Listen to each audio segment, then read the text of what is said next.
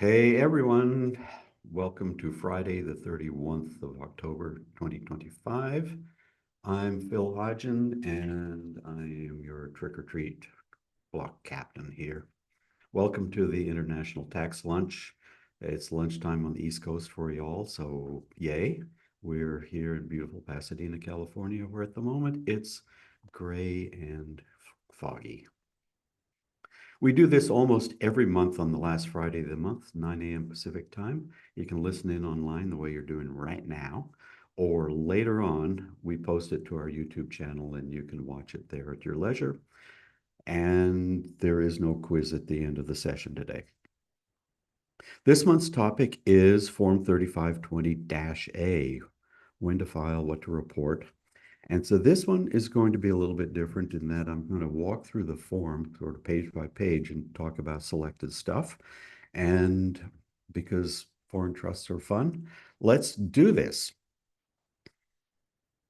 So you can see from table of contents that here we go. We're going to go through all the way from the tippy top of the form, where actually a lot of interesting stuff happens, all the way through to the end.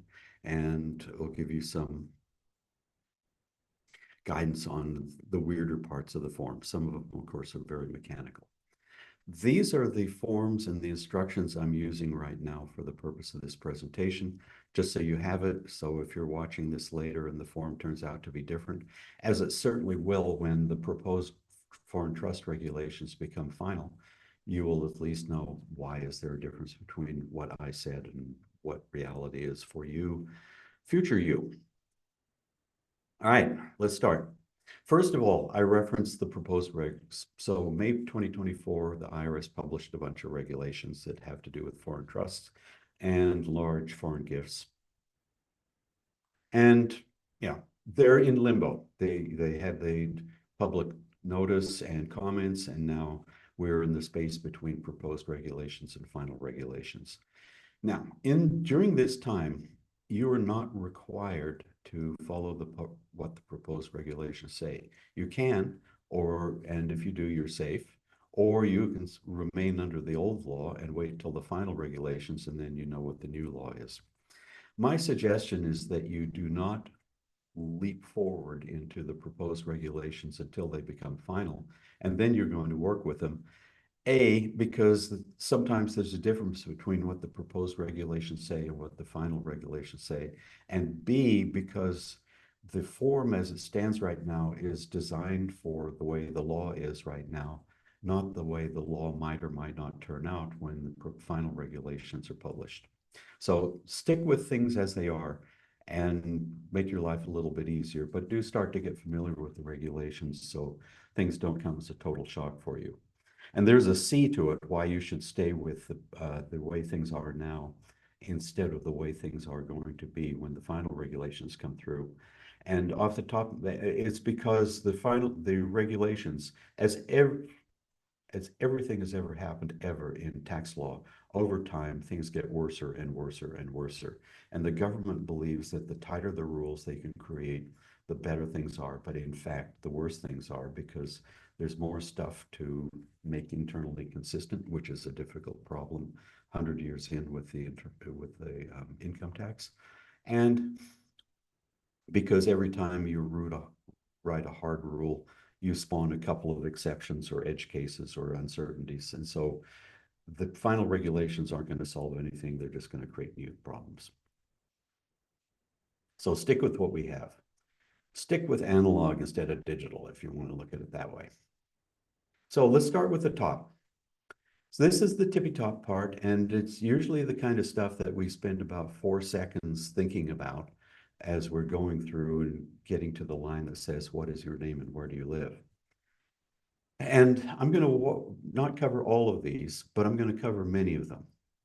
So the first question obviously is going to be, do you even have a foreign trust? Because if you don't have a foreign trust, you're not filing this form. Does this foreign trust have a US owner? That's a reference to insider jargon for, is this a grant or trust, and is the owner of the trust, Internal Revenue Code section 671, a US person? So those are baseline things that you'll have to figure out. And then we come to, well, sort of something that's near and dear to our hearts for those of us who do tax work. When's the paperwork due? What's the filing deadline? How do you get an extension? There's something weird about the Form 3520A where you might be filing Form 3520 CAF A if you are the trustee of a trust, or you might be filing the substitute Form 3520A if you are the owner of that trust. I'm going to talk a little bit about substitute Form 3520A. And finally, I'm going to talk about the accounting period. The other stuff, currency, yeah, everything in US dollars, first final amended tax return, and the interaction between this form and Form 8938 we'll skip just in the interest of time. So let's start with the filing deadlines. So, and that's raised by, did you click the extension? By inference, there's a filing deadline that you want to extend. And here are the hard rules. For filing a Form 3520A, the filing deadline is the 15th day of the third month after the close of the taxable year. So for a calendar year situation, this is going to be March 15. You can get a 6-month deadline extension. So that'll take you to September 15 for calendar year situations. And you use Form 7004. So far, that's unremarkable. But as you'll see when we talk about the substitute Form 3528, not the Form 3528, but a substitute Form 3528, the filing times are different. So you have to keep that in mind. And sometimes, you know, what you blow a filing deadline here, frankly, and you say, oops, I blew it, but I'm going to get it by the extended deadline for the substitute Form 3528. Now, why is this weird like this? And don't blame the IRS. You see, this is interesting. The filing deadline for 3520A is interesting for a couple of reasons. One of which is it's an example of tax law that is not in the Internal Revenue Code. This is in this thing called the Service Transportation and Veterans Healthcare Choice Improvement Act of 2015. And in there, for God knows why, they hardwired the filing deadline rules for 3520A and Form 3520. This is from Congress. And they said, this is when it's due, and this is how much extension you can get. You cannot get any more extension than that. And this is why when you're thinking about an American living abroad, you have this extra 2 months that you can get if you send a letter and you can extend it from October 15 to December 15. Don't even think about it for a foreign trust, 3520A or 3520, because here you are, Congress hardwired it, and the IRS and this Treasury Department does not have authority to override Congress. So if we're ever going to have Form 3520A's filing deadline synchronized with the normal income tax filing deadline, it's going to take an act of Congress. And you can see the government has, I mean, the proposed regulations have put this filing deadline information into the proposed regulations. You can see that at the bottom. So anyway, just be aware of that. March 15 is your deadline if you're filing a Form 3520A. Next, do you have a foreign trust? And this comes from the title, right? Annual Information Return of a Foreign Trust. So how do we know that we have a foreign trust? The other thing that we have is it's not enough that you know that you have a foreign trust. You're going to have to give a little essay answer at the bottom of the foreign grantor trust owner statement to say, why do you know it's a foreign trust? So I got a little pointer there for you. So it's not enough to say, yeah, good enough. You're going to have to have something attached as a statement to this thing. That it doesn't have to be a big deal, but you have to have an explanation, which means you have to read the trust document. So first off, what's a trust, right? You have a trust, then you have a foreign trust, then you have a foreign grantor trust, and you have a foreign grantor trust where this particular taxpayer is the owner of that foreign grantor trust. So the question of, is it a trust? Local law, whether it's state of the union or it's a foreign country, defines whether a thing is a trust or not. So there you give a citation to some important people who wear black clothes and, bang a gavel. And they said so, so it must be true. Here is sort of the distilled essence of trust. It has three things. It has a trustee, so somebody who's holding trust property. It has beneficiaries, somebody that the trustee has the economic benefit of the property that the trustee is holding, and trust property. So number three, when you read a trust document, you'll at the very preamble, it says, my name is Fred and I'm creating a trust for the benefit of whoever, and I'm contributing $10 right now to the trust. That little $10 is to satisfy the third element, because now you've appointed a trustee, because Fred appoints Jack as the trustee and hands $10 for the benefit of Fred's kids. That is a trust, even if you don't write anything down. So those are the three elements you're looking for. In 99.8% of the situation, you're not going to have a worry about it. And the regulations have the same rule embedded in them. You can see I've highlighted, it's got trustees, it's got property, it's got beneficiaries. And then that bottom line, the special trustees' duties. This highlights the difference between when is it just a situation that is a nominee holding stuff for you. Say, here, hold this thing for me. It's really still mine. You're my agent. You're my attorney, in fact, but it's really mine. You don't have any special duty except to give it to me when I ask you. That's not a trustee relationship. Trustee relationship is when that trustee has some sort of higher duties. We call them fiduciary duties, that evolved from hundreds and hundreds and hundreds of years of court cases and precedent. Now, I'm saying all of this, and yay, but for those of us who are just preparing a Form 3520A, finesse this. Yeah, it's a trust. Nobody's going to fight you on it. All right, next thing, more important. Is this a domestic trust or a foreign trust? And remember, if it's domestic trust, you aren't filing Form 3520A. So there are two tests in the code. And it says a trust is domestic if it satisfies both tests. If it fails either or both, it's a foreign trust. And one's called the court test. So if you say, looking at where the trust was administered, which court would assert I'm the place for a beef to be resolved about the administration of this trust? And typically that means, where is the trustee physically actually located? And the second one is the control test, and that says, looking at the trust document and identifying all the people that have control over what they call substantial decisions, are all of those people US persons, US citizens, US residents, domestic corporations, blah, blah, blah. And so if both of those are true, then you're going to have a domestic trust. If either is false, you're going to have a foreign trust. And the easiest way to think about this is to look at this little, life, everything in life can be resolved with a nice 2x2 matrix.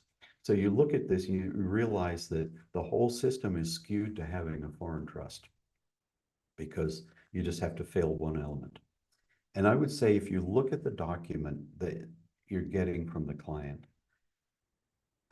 the first thing I would look at is this control test thing, because almost certainly you're going to find the name of somebody that you can say, oh, that person's not a US person, a foreign trust company, a foreign individual as a protector, or something like that. And as soon as you found that foreign person, you failed the control test, boom, you're done. So you're going to have a little bit of reading and having fun with the document itself. Falling back on the court test, this is a good deal more ambiguous.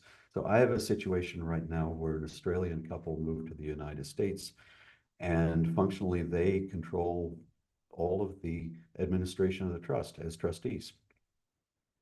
Well, they're here in California now, so it's being administered in California.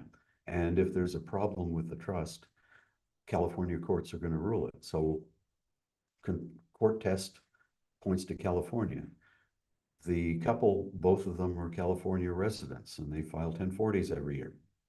So they're going to be domestic people. So what I have is a trust that's been filing 3520A for a long time.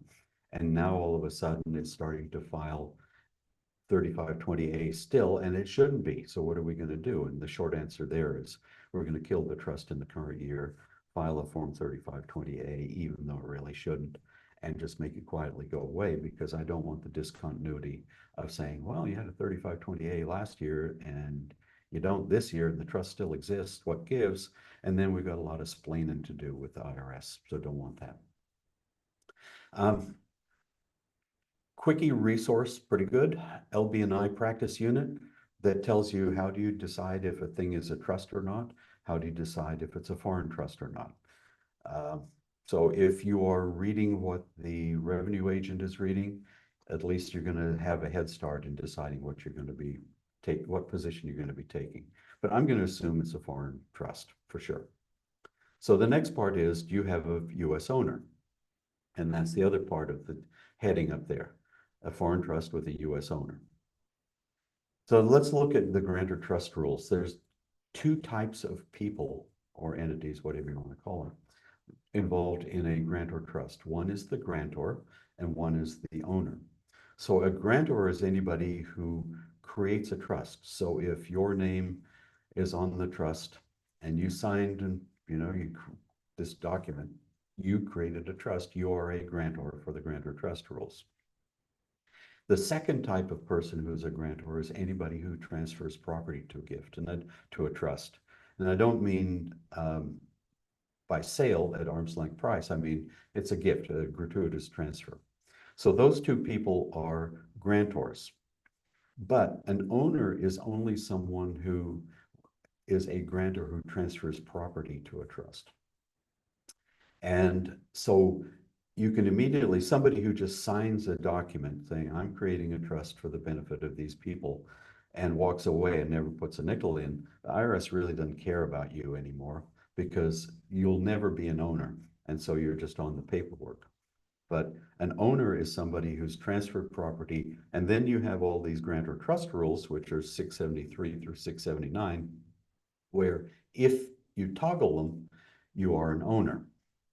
And I've given you the list there. So 673 through 677, this is like you retained the right to revoke. You have you right to receive income. 678 is somebody else who has a general power of appointment. And 679, which is the one that you're going to see most often in the context, is a U.S. person creates a foreign trust. The trust has the potential of having U.S. beneficiaries. Bang, automatically, it's a grantor trust, and that U.S. person who transferred assets is the owner. And I'm going to give you a couple of LB&I practice units that will cover all of this stuff so you can get in deeper, but all of this is worth at least a couple of hours on a webcast to sort of dive deeply, and I just want to highlight them to you. And again, you can't finesse all this stuff. You have to call out, these are the reasons why this particular person is the owner of the foreign trust. And it's attached to the foreign grantor trust owner statement. So here you go, the relevant LB&I units. And you can just ask Mr. Google for this, and you be asking, you shall receive. Now let's get into this thing of the Form 3520 versus the substitute Form 3520A. Two different things, and it comes about because of the way Section 6048B, which is the rule that requires reporting for foreign grantor trusts, the way it was written. And first, the context. A Form 3520A is filed by the trustee and reports actions by the trust and how much was distributed to the beneficiary, how much income, blah, blah, blah, blah, blah.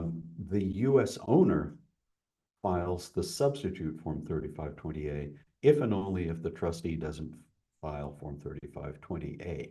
So the U.S. owner, the substitute Form 3520A is a backup to the actual Form 3520A. Filing deadlines, you can see the numbers there, where the filing deadline for the substitute 3520A synchronizes nicely to the filing deadline for a tax return, individual tax return, April 15, and you can extend it to October 15. And remember how I showed you that little excerpt from that piece of tax law that's not in the Internal Revenue Code?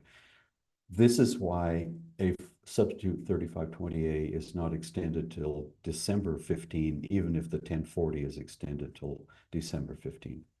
And the filing mechanics are different, you know, where, who gives what and all that sort of stuff. So read the instructions for if you're doing a form, substitute form 3520A.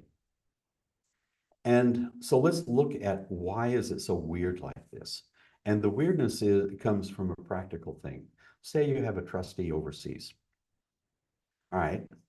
How is the IRS or the US tax system or the US judicial system going to reach out and touch that trustee and force the trustee to do the US government's business? Answer is they can't. If you've got a trustee sitting in Switzerland or Singapore, or pick another country that starts with the letter S, they're immune. As long as they don't come to the United States on holiday, they're going to be fine.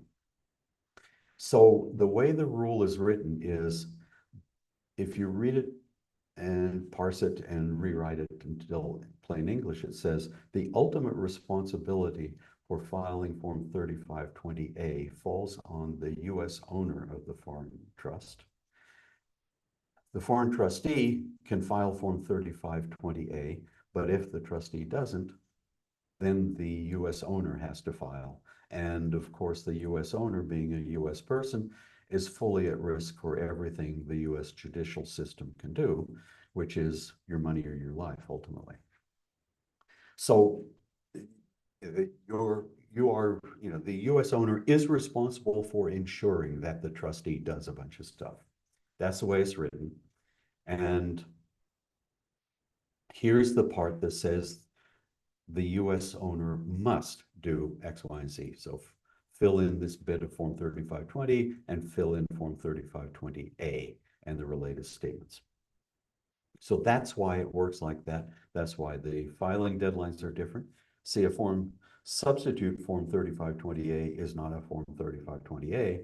It's basically yet another form attached to an income tax return, and therefore the IRS has control over the filing deadline and extension things in ways that the Congress didn't let IRS have control over the filing deadline for Form 3520A itself.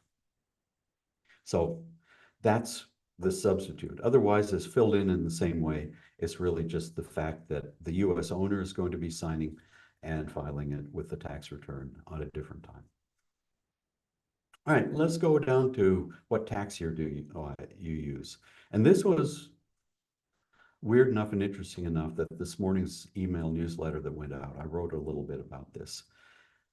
So the very first question they ask is, what's the accounting period? They don't use those words, but you and I know that accounting period is everything, because tax stuff happens within an accounting period and you have to pick the right accounting period for your taxpayer. And we call this accounting period for income tax purposes the taxable year. So what do you fill in here? And the short answer, I gave you the long answer in the newsletter that went out this morning, but the short answer is that you use the trust owner's tax year. A grantor trust indeed does have an accounting period, whatever it is, because every entity has to have an accounting period.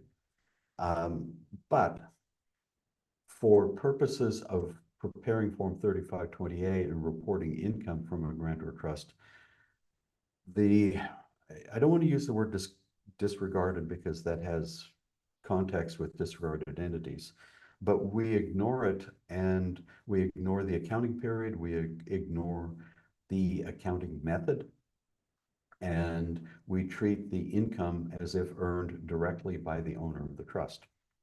So that's why it is. And I've given you citations to 2 revenue rulings that talk about this, and to the regulation, which kind of, it doesn't say so out loud in the way the revenue ruling does, but it says This is how it works. So the short answer going back to this is you're going to take the US owner's taxable year and you're going to put it in here. And if you had a corporation that set up a foreign grant or trust, which does happen from time to time, and the corporation is on a fiscal year, you'd stick that in there. If you got a human, odds are it's going to be a calendar year. So let's go on to the form itself. And in part one is what's the name of the trust and blah, blah, blah, address and all that fun. That's line one. But line two is this thing which is called a US agent. And this is kind of interesting and kind of important for a few reasons. Now, the same rules apply for Form 3520.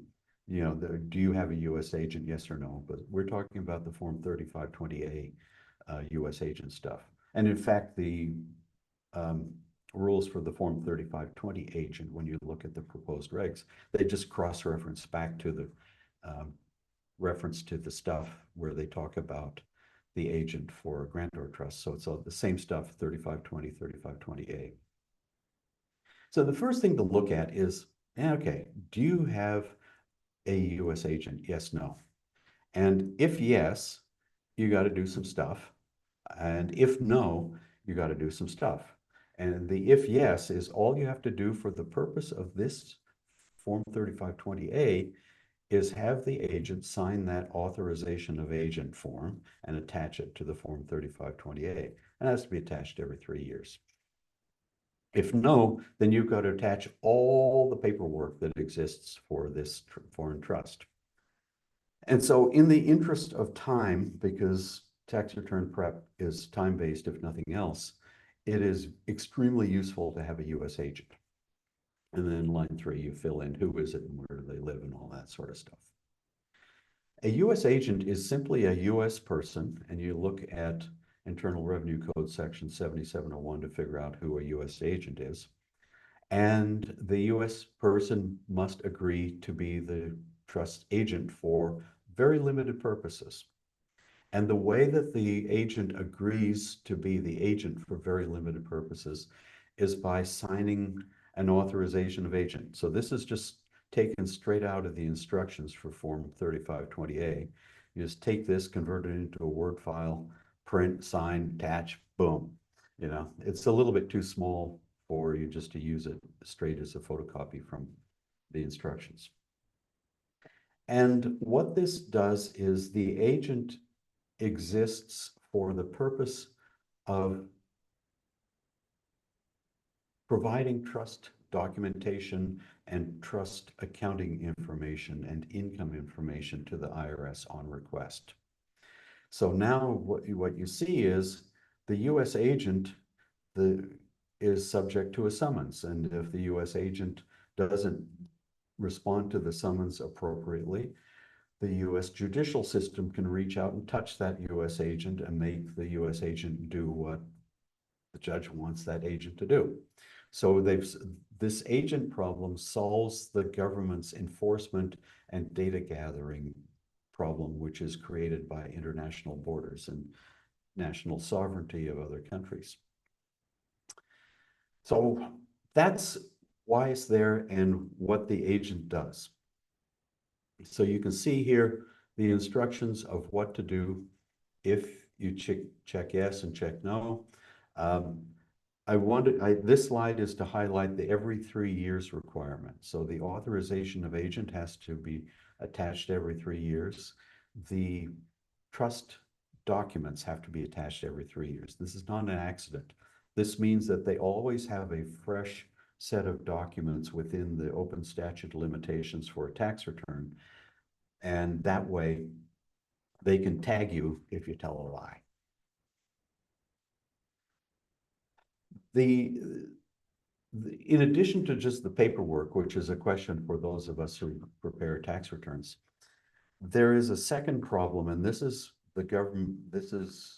the taxpayer's problem. If you don't have an agent,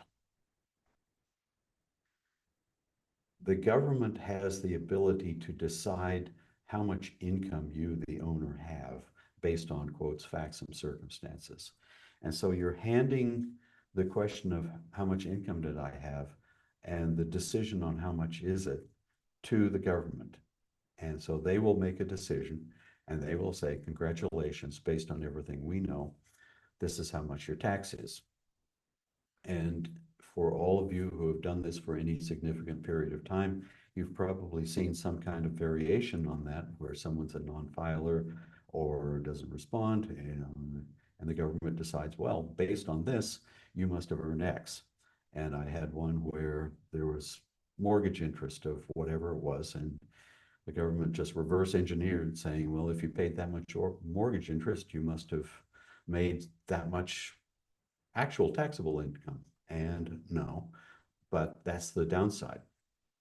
And the problem is that once the IRS makes that decision, this is the judicial review. You are stuck with that number unless a judge decides that the IRS was arbitrary or capricious, which is basically give up and go home. And so this is why I think there's a second reason why you should have a US agent at all times and solve these problems. A, the tax return prep problem and paperwork, and B, the risk of income being decided against you. Now, who can be a US agent, just to go back on that? Could be anyone. It could be the US owner. It could be a beneficiary. It could be you know, professionals. I've seen lawyers and accountants serve as US agents. The US agent's risk is actually very nominal. You have to respond to a summons, give it your best shot. If you don't have the data on hand, which you really should, you should just be a data collection machine. But if you don't have any control over the trustee, you don't have any control. And ultimately you just show as the agent. I tried, I asked, they didn't give it to me, sorry. So there's that. The other thing you can always do is you can resign and some other agent can be appointed. So it's not a significant downside, but if you, the professional, agree to do it, I'd say be damn sure that you're paid for it, because every little bit of risk, every little piece of additional responsibility and things to track and whatnot, it's sort of like a hidden liability on your life balance sheet, and you need to be compensated for taking on that extra little burden. So get paid. All right, having done that, that's the only interesting part, in my opinion, of the general information, which is page 1 of the Form 3528. So let's go on to part 2, which is the income statement. And there are 2 bits to the income statement, one of which is lines 1 through 16, which is like every income statement you've ever seen. And so there it is, and you're reporting how much income the foreign grantor trust earned and will ultimately pass through to the US owner. So nothing to talk about there. The other part of the line 17, right below the income statement, is you have to disclose all of the distributions made to all persons, blah, blah, blah. And go have a look at the instructions for line 17, and you're going to be horrified by the amount of work that you need to do. So this is not an easy proposition for you to identify everybody who got money distributed to them from the trust in the relevant calendar year, let's say. You see this distributions to US owners are broken out and identified, and distributions to US beneficiaries are broken out and identified.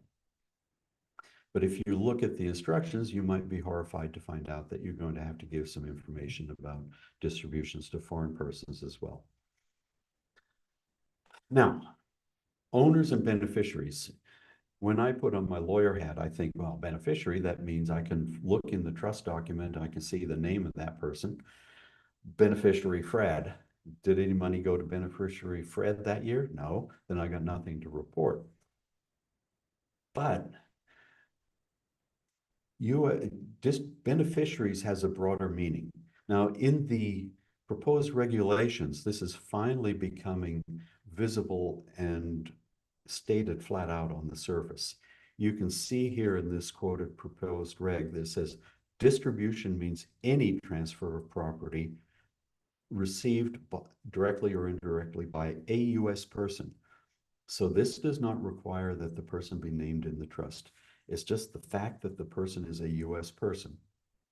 So, example, um, $10,000 as a birthday present to my college roommate from 20 years ago. There's a distribution, US person, boom, done, reportable. So when you're looking at the previous slide and saying, what distributions must I report? Don't just look at people who are named in the trust, look more broadly than that. And the current law, ignoring the proposed regulations, you can see in this last sentence of what I've quoted out of Notice 9734, friends and business associates of the family would be considered beneficiaries of such a trust because it could be reasonably anticipated that the trust could possibly benefit such persons. And so even under current rules, there's a problem with where did the money go, and does that look like a distribution to a US person that could conceivably be put into this much broader definition of beneficiary? Now, there's one thing that is different between the proposed regs and the current state of the law as it is right now, and that is the use of trust-owned property. At the moment, with the current law, specifically Notice 97-34, use of trust-owned property is a deemed distribution only for foreign non-grantor trusts. Under the proposed regulations, use of trust-owned property by any kind of foreign trust, grantor or non-grantor, will be a deemed distribution that must be reported. It doesn't necessarily create an income item for the recipient, but it will be a distribution that must be reported by the person. And the trustee or the US owner will have to fill in that item as one of the distributions on line 17. So this is yet another reason why don't go to the proposed regulations or the final regulations before you have to. All right, let's go move on to part 3, which is the balance sheet. Nothing particularly remarkable about that. The only thing that I'm going to talk about here, and this is just my hunch, but if you do it differently, please tell me. This is a classic balance sheet, right? So assets equals liabilities plus what they call net worth. Line 18, accumulated trust income. The way I use this is, let's have an example. You put $100,000 of cash into the trust, and you are the owner of this trust. It's a foreign grantor trust. The $100,000 goes into a bank account and earns $4,000 of interest income. And so at the end of the year, the trust has in it $104,000 of cash. And so line 11, total assets at the end of the year is going to be $104,000. Going down, assume no liability, so we're just going to play in the net worth department here. Contributions to trust corpus will be 100,000, right? That's the cash that came in from the US owner. And I put the, let's assume the $4,000 is not distributed, the cash. The income is taken into income by the US owner on Form 1040, and the owner pays the income tax on it, but the cash remains inside the trust bank account. That's where I put the 4,000 there. And the reason I'm bringing this up, it seems like blindingly obvious, but the reason I bring it up is just because they use that phrase, accumulated trust income, which immediately starts my brain ringing saying, are they talking about you and I? How can that be? How can a grantor trust even have you and I? Of course, it's impossible. So this is how I use it. If you use it differently, if you use it as some sort of proxy for if and only if it was a foreign non-grantor trust and then it became a grantor trust and you need to somehow show stuff going on that way. Yeah. Anyway, that one I bring to your attention because that's the only wrinkle as far as I'm concerned. All right. That's all the information about the trust itself. And now we move on to the information statements that are given to the owner and to a beneficiary. And so this kind of way, Form 3520A, this is, when you do a normal grantor trust tax return, nothing happens on the 1041 itself. Everything happens on the statement that you bolt on the back, and the statement you bolt on the back is what the owner of the domestic grantor trust uses to fill in his or her personal income tax return. So now we're on to Form 3520A provides some forms that give you the equivalent of that statement you bold on the back of a normal grantor trust tax return that you file. So first is the foreign grantor trust owner statement. I guess the other analogy you can say is sort of like a rough analogy to a K1, right? Same idea. All the information you need there, line 5, again, we've got the accounting period question. Line 7, your essay answer. Why is this person the owner of the trust? In many cases, there are going to be 3 or 4 items in the trust document that say this is a grantor trust. Section 679 over and over and over again, but power to revoke, if that's retained, that's going to be there. If the trust can make distributions in the discretion of the trustee or mandatory, that's 677A. So it's a grantor trust because of that and the others. So my suggestion is that you tag all of the reasons why it's a grantor trust. If one fails by accident, you're still going to have a grantor trust, and this person is still going to be the owner. And so here's just my little write-up about it. And first thing I like to do is to say, okay, this person is a grantor, and the grantor made the gratuitous transfer of assets to the trust. So there's the regulation. And this proves that the person is a grantor. And then if you remember looking at section 673 through 677 and 679, the fact of being a transferor of assets to the trust is essential to making the person the owner. So number one, you've said this person is the one that made the transfer. Or it could be taxpayer and taxpayer spouse, or the two, in which case they would be splitting the income 50-50. But let's just take a single person doing it. And then the second bullet point is you're going to go through, and I've given you 677A as the reason why, because there is an income right. And I make a cross-reference to the relevant part of the trust document, which in theory, the IRS either has in their file or they can get if they ask the US agent, and you make a cross-reference there. You're not going to get any trouble from the government on this, and they're not going to cross-check your analysis, but it's got to be there. And again, I would say do as many reasons as you can, and not just the first one that comes to mind. All right, next. That's just the information about the owner and proof that the owner is the person who should get the income from this foreign grantor trust. Now we have the numbers, right? The equivalent to a K1. And the statement of foreign trust income attributable to US owner, not remarkable. You fill it in, and these numbers are going to be taken from this statement and ported over to the Form 1040 of the US owner. When you read the instructions, you'll see that in order for this whole system to be valid, the statement of foreign trust income attributable to the US owner and the foreign grantor trust owner statement has to be delivered to the taxpayer before the filing deadline for the income tax return. Otherwise, none of this works. So keep that in mind as you're working on the Form 3520A stuff.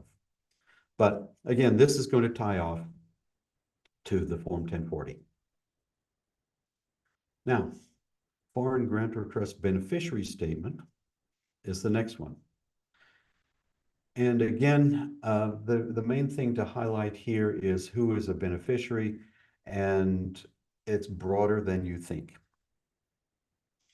And these are the same things we mentioned before. And the proposed regulations say any US person is going to be a beneficiary is going to have a reporting requirement under the proposed regulations and eventually final regulations.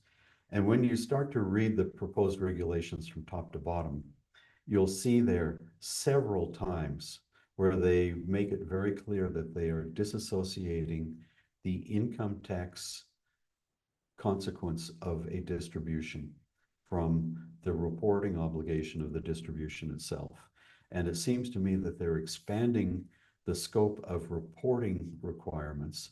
Something happened without regard to whether the something happened has an income tax effect or not. So, for instance, you have a foreign grantor trust and it has a condo in Vail for ski season. And somebody uses it, a beneficiary. It could be a kid, it could be a business associate.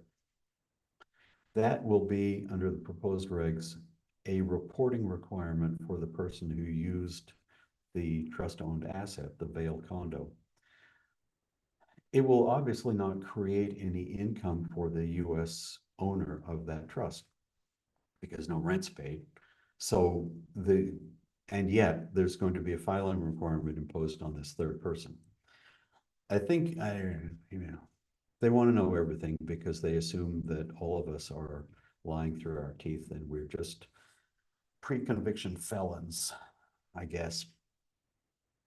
So anyway, be aware that the reporting requirements are getting stricter and stricter. Line 7, distribution. And here we come. I just wanted to highlight and have a slide here where use of trust-owned property under current law is not a distribution. So you can see the excerpt from the instructions where they say this is what a distribution is. But the use of trust-owned property, including where the trust is a foreign grantor trust, is going to be a distribution. So then here's the citation at 1.6048-6B, where they say we don't care if it's a grantor trust. The reporting requirements of the regs under the -4 regs are where the use of trust-owned property exists. So the reporting obligation still exists no matter what. So wrapping it up, what do I say? Boy, this is going to be a short one today. This is awesome. You get 10 extra minutes in your life. Foreign grantor trust reporting, it's at first glance, it's going to be kind of scary because I haven't talked about penalties because there's really no reason to talk about penalties. Everybody knows scary monsters under the bed, but it's 5% per year of the asset base. So it's a lot of money if you get it wrong or substantially incomplete and all that stuff. So it's scary, but the 3520A, when you boil it down, is fairly straightforward. I mean, the only kind of wiggliest thing that's happening is this redefinition of use of trust-owned property as a reportable distribution. And you'll take that in stride and it'll be back to normal. And it's kind of like it'd be kind of cool if they had a more structured system for just normal domestic grantor trusts instead of the way it is now. And 3520A might be that kind of thing. So first, get scared of the 5%, and then once that's concentrated your attention, just be very methodical about the way you prepare the Form 3520A. Keep in mind that the filing deadlines are the filing deadlines, and there's no wiggle room, and you have to deal with it, and off you go.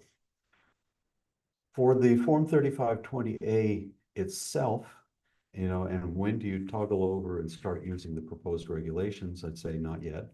So the 2025 filing season, I think you'll be using the same old systems as you've always done, and you look at the proposed regulations if you need to, but they're not binding.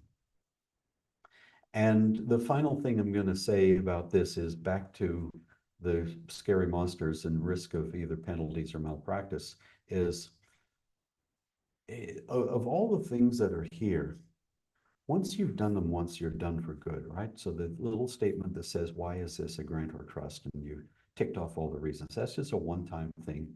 You put the memo in the file. You've made the little statement that bolts onto the Form 3520A, and you're done.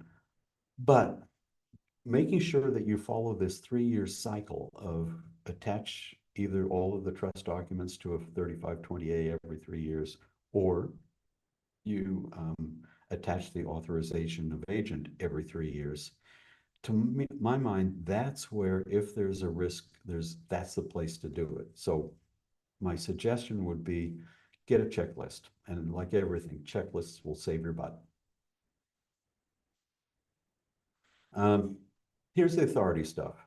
Section 6048B is, this is the authorization from Congress to say, this is why the IRS can demand information about foreign grantor trusts. 6677 is the penalties. There are the citations to the primary proposed reg rules that you want to care about. The -3 regs are all about foreign grantor trusts. The -4C, that's where they talk about all the statements that have to be prepared by the trustee, foreign grantor trust beneficiary statement and all of that kind of stuff. Notice 9734, that's what we're operating under right now. The proposed regulations are really just a massively expanded and amplified version of the philosophy that's behind Notice 97-34. And the instructions, of course, and the instructions are pretty good. Here are the 3 LB&I practice service units, you can read those. I did a foreign trust series, 4 series, earlier this year. You can go back there. There's an hour on granted trusts and whatnot. You can look at that. And with that, we are done. Happy times for all of us, and happy Halloween to those of you who are still in Halloween season. Next month is going to be Deborah Rudd. She's going to be talking about an exit tax topic, specifically pre-expatriation tax planning to minimize exit tax. So listen again. That'll be November 21st. We're going to move it from normally the last Friday of the month, but we move it a little bit because of Thanksgiving. If you're not already on the mailing list and you're watching this recorded or over somebody's shoulder, go to hodgen.com and get on the mailing list. And maybe you want to join a community of international tax pros. There's a site. There are a bunch of us in there. We have fun and we talk about international taxes, kind of like your own little brain trust. There we go. Happy times. See you in December for me, and you'll see Deborah in November. Bye.